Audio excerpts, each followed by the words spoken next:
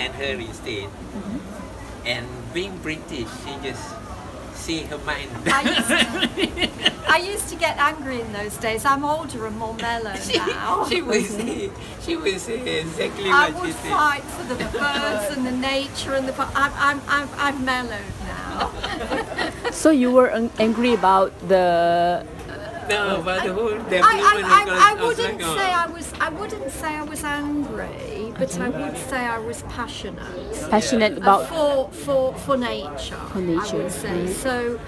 I would say that I felt very strongly about, especially about the monkeys. Okay. So and then how come the Duke of Edinburgh how come you attract the Duke of Edinburgh to Well, as Akhir said, that wasn't us. That was because when we got the idea for the park, we approached a lot of people, not only M&S. We involved a lot. We approached a lot of people, and and we had support from a lot of people. And Akhir approached M&S. WWF, Worldwide Fund for Nature, right. World Wildlife Fund in those days. And the patron, the royal patron of WWF is the Duke of Edinburgh. Ah, all right. Right. Okay. He's the royal patron of WWF International, and he has been for many years. So when Akhir approached WWF, they said, we are not the people for this park. They told us straight. Okay. We can't. You can't develop the park through us.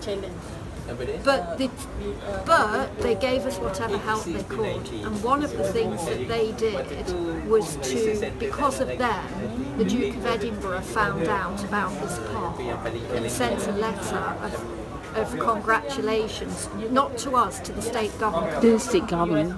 For opening this park, which of course gave it a lot of recognition. Yes, we yes, used yes. that letter to the full, WWF did other things like that. We shouldn't forget the input. It was an M&S project, there's no doubt about it. M&S did the most of the work. But for instance, WWF sent Akhir he had to have a trip to Africa for work. So they sent him to a place in South Africa, Swaziland. It's a little country in Swaziland. Swaziland. In Swaziland, there's a park run by an Englishman there called Ted Riley. It's a huge conservation park for African rhino. Okay. And it's his land, he inherited it. It was originally his forefathers' farmland. White people went to Africa, they made a big farmland, but by the time it came to him, he only cared about the animals, so he turned it into a conservation area for the rhinos. Okay. WWF sent Akhir there and said, learn from this guy. Oh, so that is how So we got a lot of, I'm trying to say, we got a lot of input, a lot of support, a lot of encouragement, a lot of inspiration, a lot of, from all sorts of people, all sorts of levels, government department, government servants, NGOs, foreign, Wildlife Society of Japan, Japanese helped us in a big way, so it really is, we really have to be very careful when we talk about the history of the park and say, it was me who did the park, it was me who did the park. We have to be very humble, really, because, all sorts of people came forward and really came, with humility, like those A-frame chalets, just now, Shan was saying in his speech, we're having all sorts of trouble with these buildings. The A-frame chalets were the first buildings we had, and they were built because we needed to. Those days we didn't have any funds. We had an initial funding of 30,000, which we used on the lake. for the birds, and we needed to get money. So we thought we'd build the A-frames to have people stay in the A-frames to get the money. And so we were wondering what's the best way to build these A-frames. At that time, we had, the guy who did the Fireflies, Patrick Jalal. Yeah. He helped us in a big way. He told us we can, build these A-frames like kampong houses. We said how to build them. He said he knows a guy in the kampong who can do this building with these atap roofs. And I said, atap roofs? I said, will it leak? He said, it won't leak. I didn't know about these things, They built those, and believe it or not, that guy who came and built those chalets, his name was Yim. He came on a bicycle, and the only tools he had was in a small haversack like that. Okay. And that is how, and he got the wood from the sawmill. Delivered, all cut to size, and he used his legs as the vice to chip and make the joint. And between him and Patrick Jalaluddin, they made those chalets. Wow. And they're still standing today and not having the trouble. Now, if you ask me, I would say build a building like this, you see. Yeah. So they knew, being camping people, these are the buildings you need. This is marshy land, So, so many people. I mean, we had, that slide that Akhir showed you of that girl standing with me. Yep. She was actually from Oxford. She was an undergraduate, a student in Oxford who came to do her research here. Her name was Susan Raven.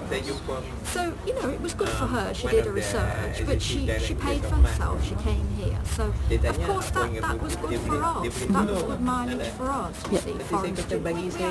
So many people who came, and they came for the passion. They came for the love of it. They came because they wanted to do something. Some of them were doing it as well for their own research. Some of them were already civil servants. Some of them were, later on we got enough money to get staff. They were actually employed here, but people all came, for the park, just doing what they can do. When Wildbird Society of Japan came, they've got so many projects in their own country, and yet they came for us. They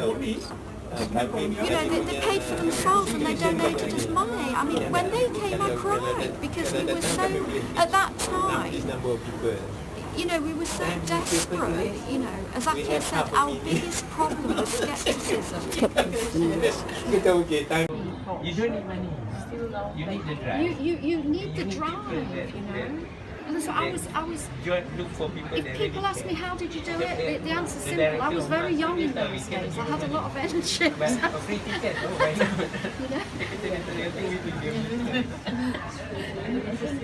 And after we got it to the stage where it was generating enough money to get its own staff, I had to step back. For my health, I had to, because how long do you stay there? we started on it. I think it was a total of 6 years before. But what happened was, Akhir actually, we started in '86. I came here in '81, but we didn't start this part till '86.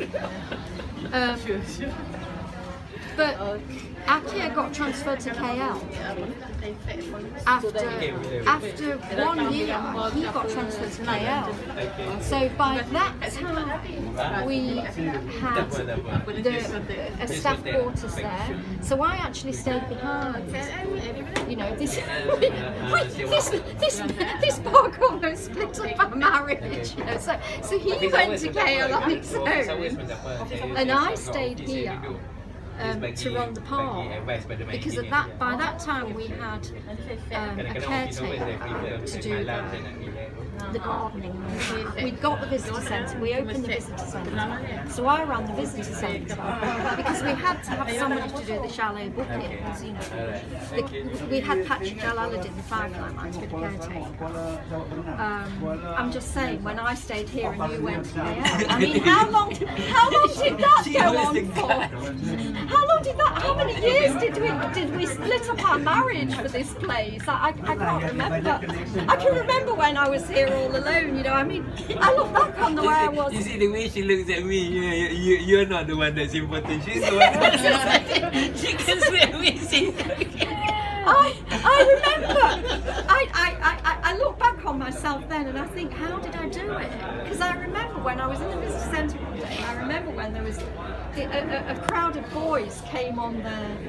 That day we had a road to the visitor centre, but once you got inside the park, it was just like earth, you know. So these boys came on there, all on their motorbikes, as boys do, about 6 of them, you know, came, and they were just about to go through into the park. So I walked out, they were making a lot of noise, as they do, you know. So I walked out of the park and I said, you know, you can't go in here. And they looked at me like, and I said, this is a place for the nature, for the, you know. Suddenly that silent woman comes out. You're not coming in here. This is a place for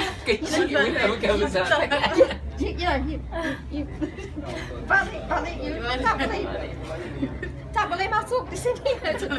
And they went, oh, I went back in and then I went back inside and they went, and afterwards I thought, gosh, you know, I was very brave. I was just all alone there. There was no